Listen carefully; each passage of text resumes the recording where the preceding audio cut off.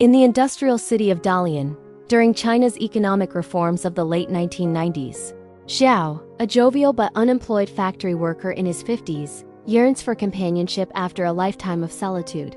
Portrayed with endearing buffoonery by Zhao Benshan, he frequents matchmaking services, enduring a string of disastrous blind dates with women who find him too old, too poor, or too unappealing. His luck seems to turn when he's introduced to a plump, divorced woman, referred to simply as Fat Woman, who shares his zest for life and doesn't mind his modest circumstances. She's loud, demanding, and materialistic, but Zhao is smitten, seeing in her a chance for happy times. To win her hand, he fabricates tales of wealth, claiming to own a thriving hotel. Impressed, she agrees to marry him, but only if he funds an extravagant wedding costing 50,000 yuan, a fortune he doesn't have. Desperate, Zhao enlists his loyal friend Lao Li, a fellow retiree, to brainstorm money-making schemes. They stumble upon an abandoned bus perched on a scenic hilltop popular with young lovers. With makeshift renovations, curtains, a bed, and a sign reading Happy Times Hotel, they transform it into an hourly rental spot for amorous couples, charging a small fee for privacy amid the romantic views. Business trickles in, but it's hardly lucrative. Zhao boasts to his fiancée about his hotel empire, inflating his success to keep her interested. However, complications arise when she pawns off her stepdaughter, Wu Ying, a slender 19-year-old blind girl played by Dong Ji with quiet vulnerability. Abandoned by her biological father and resented by her stepmother, Wu Ying has been living in neglect, her dreams of eye surgery dashed by poverty. The fat woman, eager to rid herself of the burden before remarrying, insists Zhao employ her as a masseuse in his hotel, threatening to call off the wedding otherwise. Panicking, Zhao can't reveal his deception. The hotel is just a rusty bus.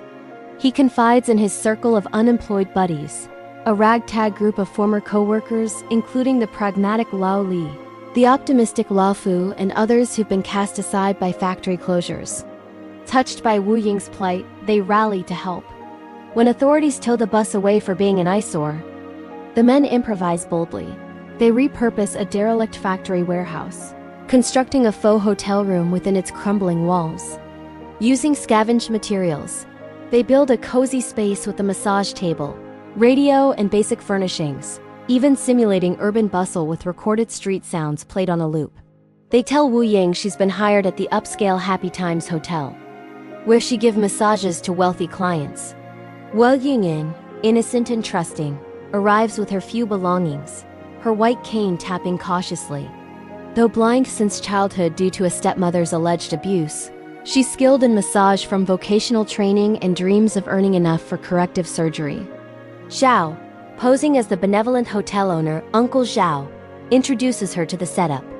His friends take turns as customers, lying on the table for gentle, platonic massages while slipping her blank paper scraps as payment.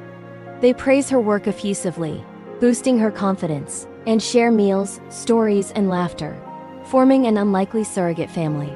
Zhao, childless himself, grows deeply attached, treating her with paternal tenderness, reading her letters from a fictitious admirer, encouraging her ambitions, and even staging elaborate ruses to maintain the illusion.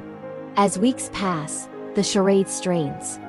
Wu Ying counts her earnings obsessively, hoping to fund her operation, but the men worry she discover the money is fake. The fat woman pressures Zhao for wedding funds, growing suspicious of his delays and his time spent with Wu Ying, whom she views as competition. Jealousy flares. She accuses Zhao of impropriety and demands he evict the girl. Meanwhile, the men's factory camaraderie shines through absurd antics. They perch on rafters above the roofless room, whispering cues and dropping props to simulate hotel activity, all while dodging rain and debris. Their efforts underscore the film's tragicomic tone, highlighting the absurdities of post-socialist China, where economic disparity forces good people into deceit. Tensions peak when Wu Ying overhears hints of the truth and tests her surroundings with her cane, realizing the hotel has no ceiling and the sounds are recycled tapes. Yet, in a poignant twist, she chooses to play along.